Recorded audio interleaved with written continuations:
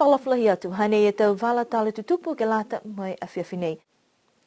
Kua whai kumikumianga e matakau FFA, kua tau se ke lata mi liu ono ke whakamalolo e tau ngahua ke he tau whahi fusika he motu. Whatu mau e tau hata kianga ke lata mo e tau puipuianga mo e tau tangata fusika ke tau whia mo e amana ke whakahohoi foki ke he tau whiwa fusika whetoko koe Black Heart.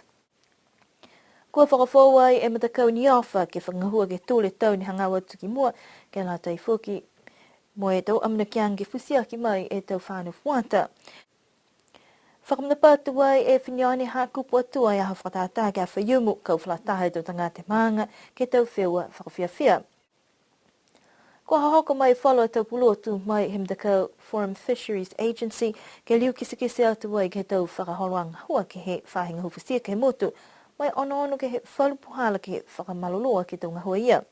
Koe taha wala nei he tau lang matayanga he matakau FFA ke halutula tau tūtaki mai i loa mai ko niwe motu ke walua ki ni kua mai ke halutulu ke tau se tau kumikumianga ne kiai. Koe matakau nei koe FFA kua ngahua i ke hongu fuma fitu e atu motu he Pasifika ke le veki mo i puipui e tau whakaholoanga Pasifika mo e tau loto matala po ke tau lang matai ke he tau ngahua pihia. Ne pehe mai e pulotu ko Ian Freeman, kua whitahani he whai tau sanga pehe nei ke he walufuki atu motu, koe tau whakatutalaanga he whahita penei, ke kisia koe he ingoa e tau whakaholoanga ngahua, kua lango ki ai ke whahinga hoa. Koe he ingoa whalua tau mena kua lata, poko nākai hoko sia ki ai, moi kua lata ke malikisiki mua e tau ngahua.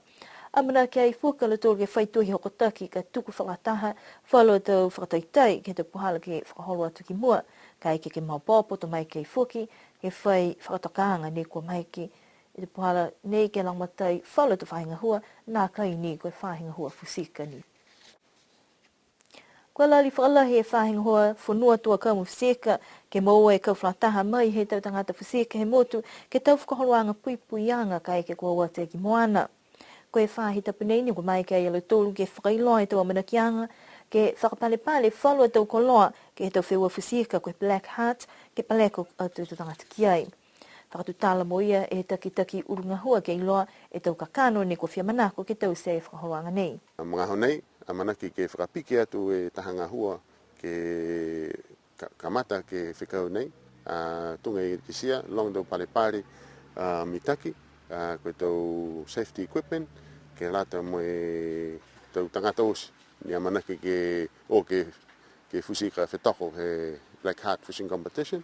So o vevehi te mautoro he tau koroa nei, ke mai ke tau tangata osi. Nā kai ni koe tau posi lalahi, pihia tau posi kiki, pihia mi tau waka. Wa vevehi te tau fufuta ke tau koroa ne lata tonu me e tau whanga waka puke posi pihia lahi puke tosi.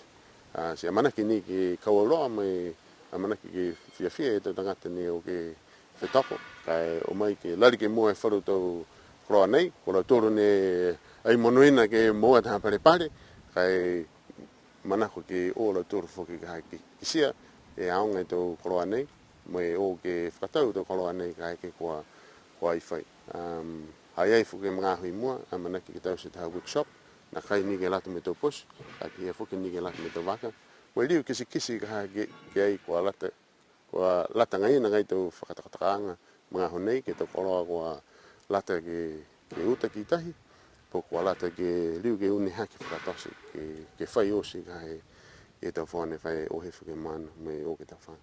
Nā kai koe mana fōua nei, kai kumi puhale whahinga ke lali ke whakamama, mo ngā hua whakalataha mai tau tangata Pasifika, kua whitāni e tau whakatokanga mai tau koloa, ne kua lata lutulu mo tau puisi ke whakaonga. Koe mga honei, whoki hane whai lali ke ngā hua mo lutulu e tau tangata ne whamahani ke o atua i ke tau waka. Tumau nā matoru tau hata kianga ke alo turu tau tangata o waka, ke leweki ka hampui pui alo turu tau mui ka watu ki longa e tofia. E whiki me molo turu nea whai o tau pusi. So ke mga honei, manako matura whainga hua ke langa ki hake whoki e mtakau waka, ke lata e me whahi pui pui o ke rinki ana kusini whai safety ka ia. Mai ori whoki ni ke la tōru ke whakaku whakamutaki ka hae tau whanau, me o fōle ki tai. ke mai longa do mena ka tau se ko tilonga do fia I lo e do puhala ke Iwe ki katu to mo. Mai ke matura fainga ko ke la matela tur ni manaka mo to la pini. Tunga ia ue fanga ko pe ke matura iwe ki anga ki mau ni si ko hai ni ka ngata ni kana waka ni ko manako te mo e ko pe ni ke la te mera tur mo I mai ke tur ia mai taki mai ke matura. Mai kumit fo ko matura ma ia ha ke to makola ko mai ke la matela to ko pe ni ke Koe tau koloa ni kua amana ki ai ke tuku atu koe tau palepale ni kua whakatupe mai he taha whakaloanga he SPC. Ki sia e matoru, wa longa whakahanga tau tama extend ki iki, koe tau mena tupu whaofo. Nā kai ni ke tau posi, kai pihia whuki ni ke tau waka he mga honei, ki sia whuki tau toru, la longa whakahanga tau tam whaata, tau tam whou ne watu ka hake takawhanga. Si ki sia mga honei kwa la tatonu ni ke riu ke asi hake e ngā hua pui e tau mungui tangata ka pe o ke moana. I loa te toru, na ka nof tangata moana, longa mena ne meke tutupu ke tau mga ho fusieka, pihia ni tau mga ho ka horo he ilunga to fia, wharu mga ho mori, wharu mga ho turi, mai loka e tahi. Si hai koe tau larianga nei ke lari ke langa ki hake ka he tau puipuianga e tau ngahua pui e tau mumui tangata ka o ke takawhanga. Nā kai ni koe tau posi, pihia whoki ni me tau waka. Pehe mai a Brendan, koe whiawa nei hawhangi whakalaulahi atu ke tau tangata fusika osi ne kua whai posi po ke waka. Kai ke ko manako ke hua tua i ke tau whiawa kua lata ke whakamau hifto hingoa me whai whenonga e vaiva, pa ke whakatu tāla I whoki mo luturi whai fusika ko Brendan Pasisi mo James Tawhatu. Koe tau aho ke lata I mo luturu ne kua manake fusika mai he tau waka, ka matwhetoko ai ke hawhlai le ahong whamaua, a whaiumu ahong matulu, mai aho ngofua koe aho hong whamalima I Juni. Koe awhalaile kua mole atu ni kua viri whakafowai e matakau whakasese moko ke tau whanuanga ni kua whakahoko ai ke he whale mā kese. Koe matakau ni koe ni ofa ni kua whakatu ke whakaohoho ai e taupuhala ngahua whanua whakasese moko. Moi kua takitaki ai he matua kua tau whakalalu tukiuha ke he tōlu e tau e kua mole atu. Talhau e ia ke whanuanga hai e whala tau mehana ni kua vihu ke puhala, moi uta whoki e tau malolo ke he tau komisi kua ngahua whakataha, la he whakaue haana ke tau lamata-yanga ni kua mowai ke tau mga hui kua mole atu, moi amana ki ke whakatu mau whoki he komisi whou. Koe aho nei whakatu tālai mo ia e takitaki whou he niofa, ke iloa koe hei ngoi hanga wang ki mua ke lata moi matakau. Koe ono anga ki mua, koe tahana matakau nei ne mailonga iau menhaia ne hume iau ki he whanoanga ha koe mui whakatangata ngā hua whanua. He mutu nei. Ai ni ke he tau puhara whou he waha. Kai mua atu ke he tau whakatokatanga ke he mai me tau puhara whou ia. Ke whakamaloro aki me whakatumau aki. E hangahanga mitaki he tau fua he whanua. Hangahanga mitaki he kerekere. Moe takatakai kaina ni buke takatakai motu ke he tau akau.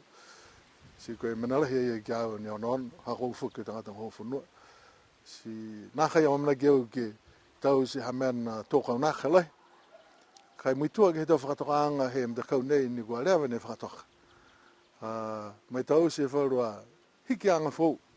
Ke langa matai ke tu hiki anga iki mou. Kai whakamaloro aki e tuanga he mtakau ke lata me ngā hua whanua. Si koe minalahi nei a. Mai lari ke fusiaki mai tau tangata. Ke he ngā hua nei ha koe ngā hua mitaki, kai hahai ei wharu tau mena ni matakutaku ai tau tangata ke madutaki me ngā hua whanua bihe nei, ke whaanga e tau koroa motu ni kaha, kai ua whaanga e tau koroa ta mai ni ke mōmau aki whuki, e longa he tau akau po ke whakakere ake kerekere. Koe tau whakaholoanga he matakau ni ofa ni kua kisia whala tau mga aho ni kua kau whakatahi ki ai he tau aho whakatata he motu, moi whala tau whakaholoanga whakahoho whakalatolu, koe manako ke mātutaki atu e tau ngahua ia, moi kumi puhala whou whoki ke fusiaki mai e tau tangata moi tau atu hau. Hai ei e tahamara mahuenga ke whakahoho e atu hau whou, tau whata. Hei behe ke toko seau aro tōru ka hapo ke whihaka o mai, kai lari ke mai longa e lautoro e aonga me ka kano he ngahua nei, ke mui he tangata niwe, hako tunga hua mua tupe foki. Ilo eo ukalahi ke liliu mai halau tore te mana tuanga mai he to mene ne no nofo e maa nei mo moka ni ke nofo e office mo moka ni ke tausi taha nga hua mo moka kai ukalahi ke behe ko nga hua funua. Si mua atu ke behe nga hua funua ke he buhala organic e ne fai whakangahua he whalu he tō mga nei. Kei tō mena lalahi ne toko fuki ki lato he whakahora nei, ke whakamalolo aki e tō ngahua, mai tō fua he whanua ne maeke ke totoko atu ke he hiki kiange matangi. E pihe e hangawanga, ai niko niweka, pihe fuki ke Pasifika. Si ke hangawanga nia ke he tau tangata hua whanua he mga nei, mo lari ke fusia ki me atu hau whata. Koe mga honei, kua whakatoka ke komisi ke siha ke tonga hoi ni ofa, koe hingoe e puhala ki mua, ko si kua lauturu ia ni kua viria i ki lao te matakawa nei, koe ia taki ko fisa pihingia, hana hangai ko Mary Ann Tālangi, tohi kupu le veki tupe, ko tuku atu ai kia ia o fisa ngahua, ko alana tuku niu. Lafi atu kia e te komisi ngahua, ko Peter Andrew Funaki, Gina Tukiuha mo Ina Whakafi. Kua tolo atu e to tangata ke whanua ao ngai tua sea, ke lata e me awhakatata, he mango whinione haku patua. Ne whakatutu ai e tau whale whakafua kai, mai tau koloa veko takai ke he loto male, mai inga sea te mga whao mai halu tōru e tau whakaluanga. Koe tau whakamatalaanga he te hukui mai he maanga, kua lahi ni ke he whakauwe ke he tau malolo, ke whakamōri e tau amanakianga he tau nei, pia ke he tau ngahua ke he fue whanua, tau ngahua lima mai talatalai, pia fōki mito kai lolu ne kua whakafua atu ai ke he tau tangata.